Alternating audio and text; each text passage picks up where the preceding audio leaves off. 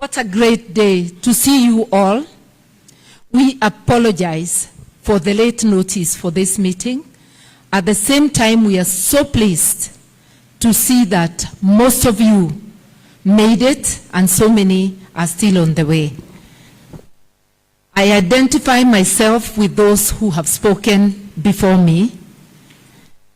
Actually, we are building on each other's words. And I remember Catherine said, the way I understood it is affirm yourself, affirm others, claim your space. You heard what she had to do to get space. I thought, she's taking my words. My book, which is due for launch later this month, you will find somewhere, Catherine, where I had to do what you have had to do. So we need to meet often, share our stories, affirm each other, hold hands, and most importantly, create a sisterhood. I have heard Asha telling us to locate ourselves and locate each other. That's the sisterhood we are talking about. And without much ado, my address is entitled From Margins to the Main Stage, Women Rising and Redefining Kenya's Transformation. Today we gather here under the shadow of those who have come before us, giants, warriors, visionaries who fought for the freedom we enjoy, the rights we champion, and the future we must build. And in this respect, I want to remember Field Marshal Muthoni wa Kirima, who fought fearlessly with the Mau Mau to secure our freedom. Mmekatilili wa Menza, the legendary Giriama leader who defied colonial power, showing us that resistance runs in our blood. Grace Onyango, our female then mayor, the very first female mayor in Kenya, very first elected female member of parliament. She shattered barriers, made history, and laid the foundation for women leadership. We remember our own late Nobel laureate, Wangari Maathai, who showed us that women can nurture not just the environment, but also democracy, peace, and justice. And we remember, and she is in this very room, the very first woman judge of the High Court and judge of the Court of Appeal, Effie Owuor, just in case you had not seen her.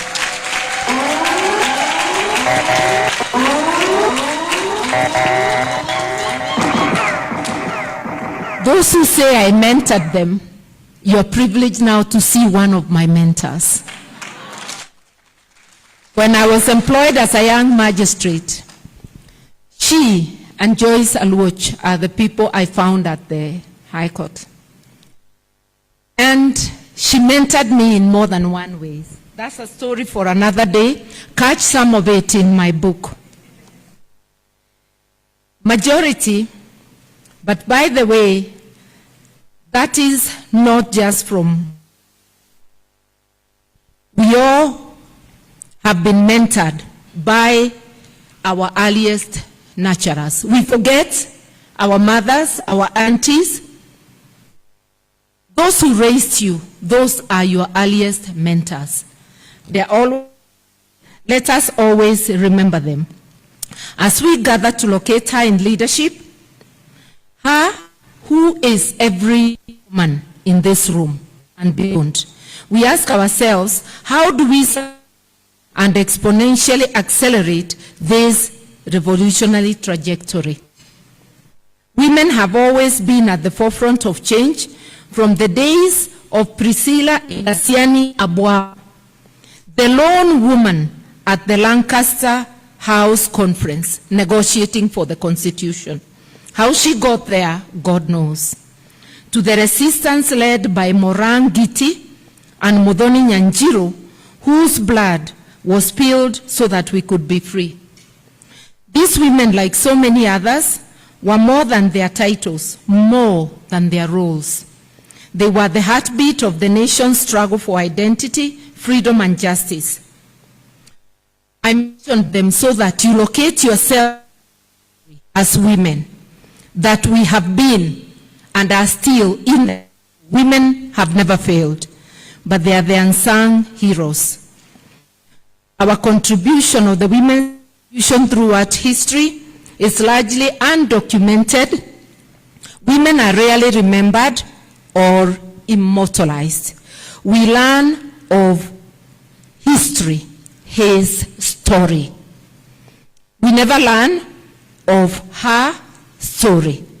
We must now begin documenting and learning her story. That's the only way we can celebrate ourselves, immortalize ourselves, and affirm ourselves. I always remember my own grandmother, Mwajogu, and the impact she has had on me. And she affirms me 6 feet under, because some things I do had done similar things before. She, a graduate of the social school. So when we remember women in history, we actually are affirming ourselves and empowering ourselves to move forward. It is, I have already said, it's time we celebrate ourselves, our socio, economic, and political impact, the impact we have made in this society. Let me say this, we merely not remember them. We are here to continue their revolution. We are here to remind ourselves that the fight for freedom is never truly over. It just takes new forms. Today, it is the fight for a society that enables everyone a fair chance and a dignified. And our Gen Z have already shown us that. It is the demand for economic justice, for the fortification of our civil liberties, safety in our streets, in our homes, for the strict adherence to our Constitution. When Muthoni Nyanjiro called out the colonial police after the arrest of Harriet Thuku, she was not simply protesting an injustice. She was making a statement about the power of women's voices. She was telling us, generations later, that when women rise, societies are transformed. And I think we have seen it everywhere. We are here today to take stock of the milestones in our journey to inclusiveness, to celebrate ourselves, and to ask ourselves how best we can leverage on convening advantage as women. What more can we do for us and society? Women's inclusion and empowerment is a step towards a better Kenya. The power of women in politics and other spheres of influence and decision-making across the board is not about representation only. It's about bringing diverse perspectives. We are wired differently in many ways from the male gender. We need both perspectives for the jigsaw puzzle to be complete. Where the man may think about a road, and a road is very important, it connects. The woman will think about health. The woman will think about food security first. So those perspectives combined will aid the prosperity of our nation. So when we don't include women as a society, we lose. We lose the perspective, the talents of 50% of the population. And you know, sometimes we never think about it. Talent resides in both men and women. We are gifted differently. Sometimes in a home, it's a girl who will shine. The brother may shine in a different field, and vice versa. So when we exclude women, we are excluding the God-given capabilities to our homes, to our communities, and to our nation. We are here to say we must locate ourselves, we must locate her, and we must participate in every aspect of our lives. We have seen the progress the 2010 Constitution has given us. We celebrated its 14th anniversary just last week. Gender quotas are included in our Constitution, but mind you, gender quotas are never our destination. That is the starting point. But people behave as though gender quotas are the destination. So 14 years later, we have not implemented the gender quotas.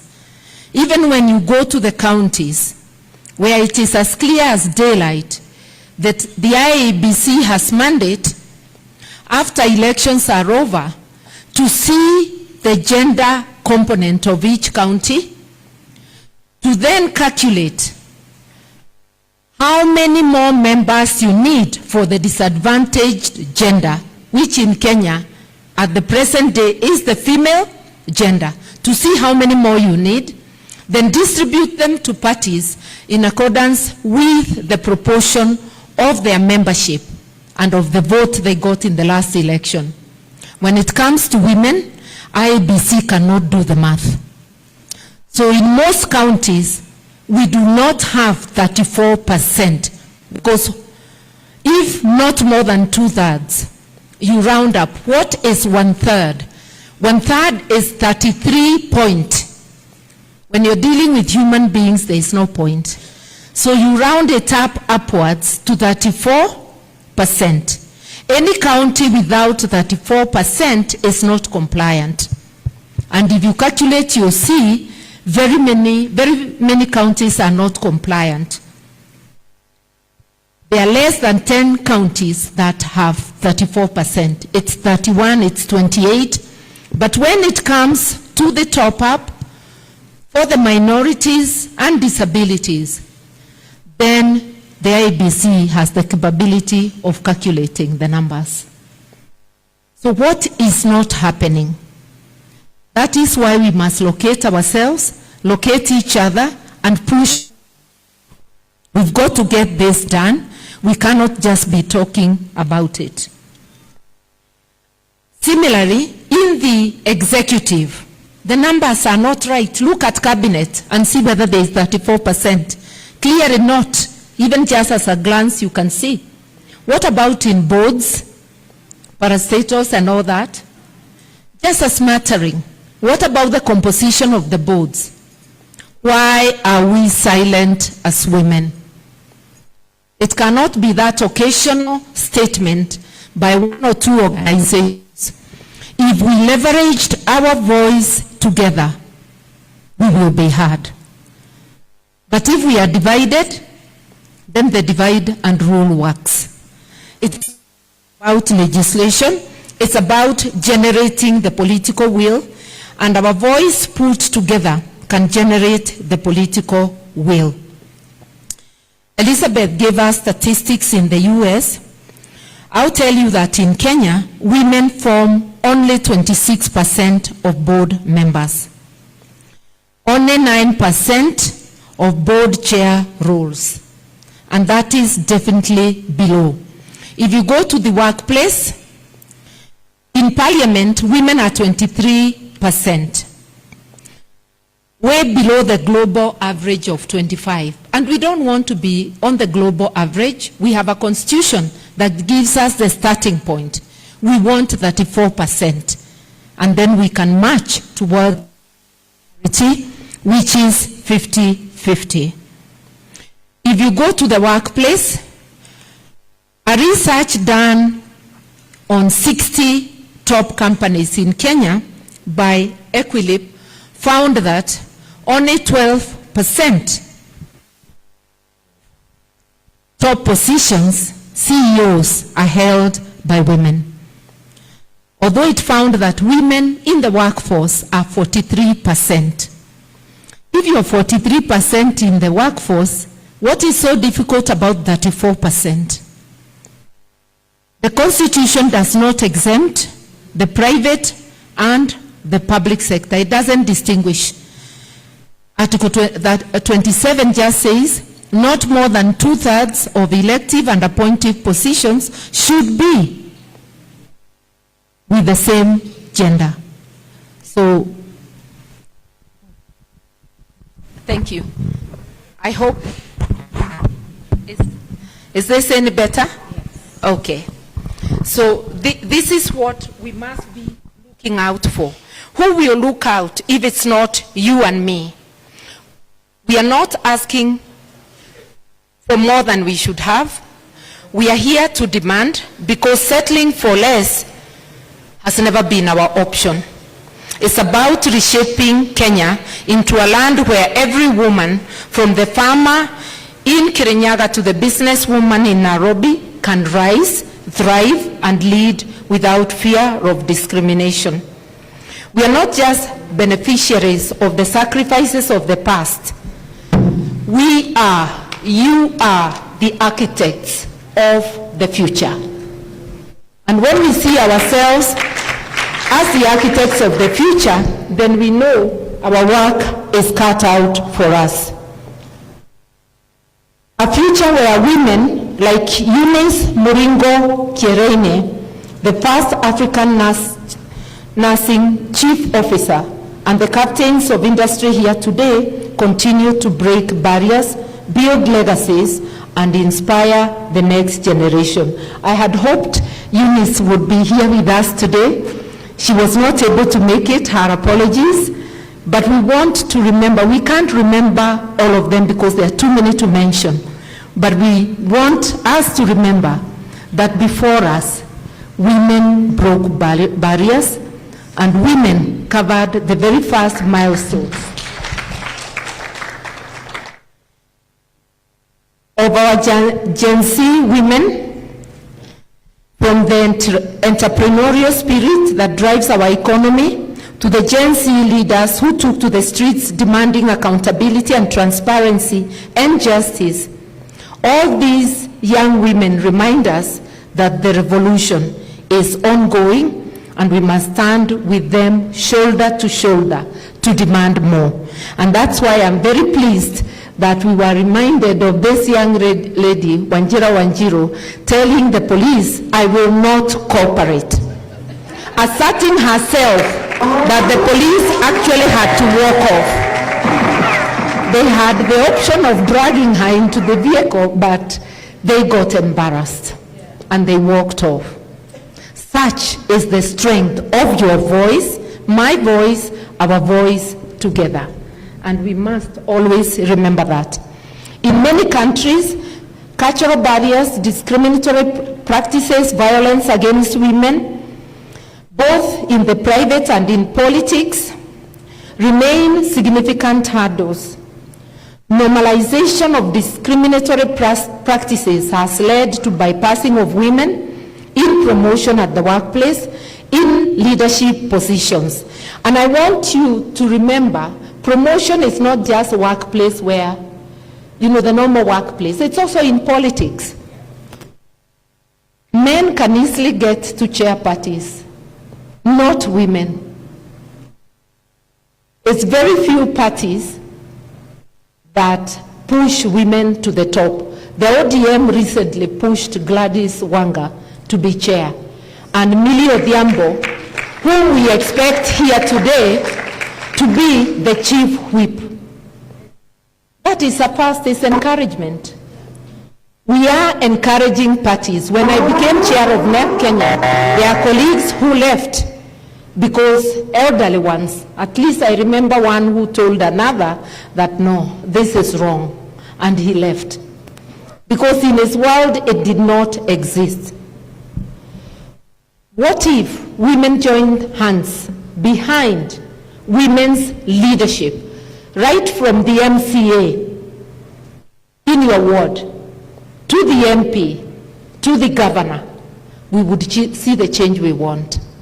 It's the time we stopped waiting only for legislative and policy measures. Let us ask ourselves, what can we do together to change this? One of it is, if you are in a corporation, locate her and hold her hand. If you are in any situation that you can push other women up, whether in politics, whether in social organizations, let us be each other's keeper. Let us locate each other and improve our showing in society. We've already said why it is critical that we be there. And Elizabeth has captured a study in the US that women-led companies tend to do better than male-led ones. What we are saying, I'm trying to paraphrase, what if in our school curriculum we included gender studies that promoted mutual respect between the genders? What if that was a subject our children learned from the elementary stage to the highest level? It's one of the powerful ways of changing. What if we as women, we are the nurturers. What if we became intentional in how we raise our children and make sure that we raise them to respect each other, both boys and girls, that we raise men who respect women? It's one of the, the fastest ways. In other words, what I'm trying to say, we also have not played our role completely. We are scratching the surface. We need to look at what more we can do without asking for help. We will ask for help, we will press, but there are things we can do also to improve the situation. Let us redefine what leadership looks like in Kenya. Let us together recalibrate the political culture of extraction. Look at what is happening. That we are overtaxed and the service delivery is below par. Look at the issues of accountability. It looks like we are beginning to go back to our comfort zone after the Gen Z protests. We have forgotten that accountability is still a big issue. Why would a police officer be summoned to court and fail to appear 6 times? And why would the court continue taking pleas? They should be returned to the police station to flood the police stations until the police can respect the authority of the courts. We must look at every institution, every arm of government, every space to see whether there is accountability. And do not fear, asking for accountability can be done in many ways. It's not only going to the streets, that's just one of them. We can also down our tools wherever we are and say there will not be productivity for the next 2 days. If we are 43% of the workforce, that would be significant. If our brothers support us, that would be totally significant. A shutdown is also a protest. Let us not fear. We know we are living in an era where human life has been trivialized. The sanctity of the human body has been trivialized. When you have close to 1,000 seriously injured in peaceful protests, when you have people still being abducted today and the police refusing to obey court orders, you know we are not in a good place. It will take some engineering, some architecture for now and the future for us to get out of where we are, even to improve our lot as women. Let's get it together and do what we can. We owe it to ourselves as women. We owe it to those who are before us, the warriors, the freedom fighters, the leaders. And we owe it to the future generations to be relentless in our pursuit for a better and more inclusive Kenya. So what will shape this moment and how can we commit ourselves today? I want to suggest that when we leave today, let it not just be another talk shop. Let us go to our counties. We each come from counties. If you think of transforming Kenya, it's mind-boggling. But if you think of transforming your county, you will go look for others, and you'll take the revolution to the wards. You will take it to the polling stations. And by the time we are done, we will have transformed Kenya, a county at a time, a ward at a time. We are in 2024. If we start this, by 2026, you will have grown leadership from the ward level. And not just any leadership, leadership that is in accord with Chapter 6 of the Constitution. Leadership that cares for the people. If you start early, you have enough time to know the leaders you are growing. You have enough time to see whether these are people who have people at heart, people who have respect for others. If you have respect for others as a leader, you will listen to what the people are saying. You will not go and vote in the finance bill when the people have rejected it. And I'm talking of corporate. A parliament that listens, you don't have to go to the streets for it to act. A leadership that listens. And most of all, leaders who listen do not run away from their constituents, because that's happening in so many places. I want to praise the leadership of women and say, women rarely run away from their constituents. Even when they are being told off, women will sit and listen. And I want to urge the women present here to continue doing what they do, listening and working for the people. That way, we will increase women's leadership. Let us look out for each other in business. Sometimes you just support somebody with an idea, not even money. Sometimes just showing them where to look. And if you can support them with money, why not? Any way you can support, let's support each other. In all the spaces, let us support each other. Honorable Mushomba, you are coming in when I have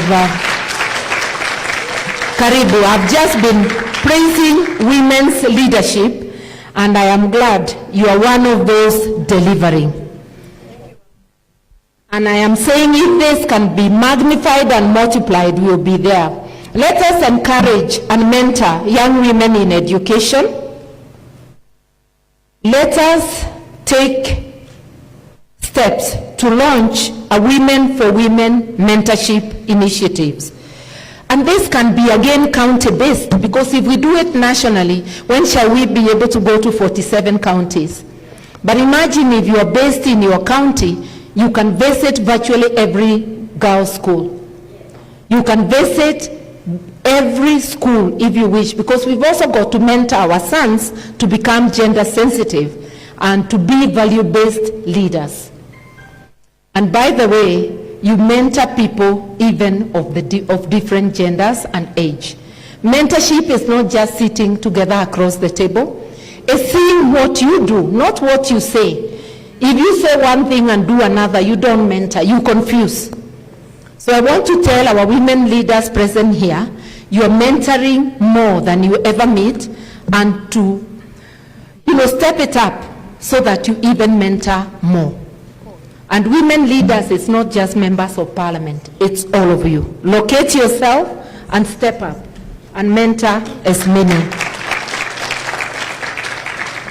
We must have a system. We must come up with a system where we yearly audit where we are, where the gender agenda is, where we audit government institutions, where we collect data, even in the private sector, so that I'm not referring to a study done in 2019. We're in 2024, ladies.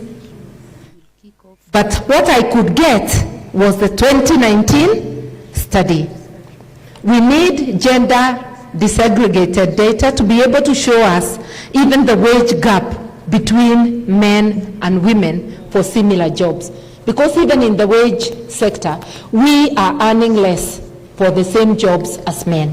I am not giving a full prescription of what we should do, but I'm saying let this be a movement of women and males, he for she, so that we see what we can do with our voices together to transform the landscape. How we can locate you, locate me, locate the next woman, and push our agenda forward. I thank you.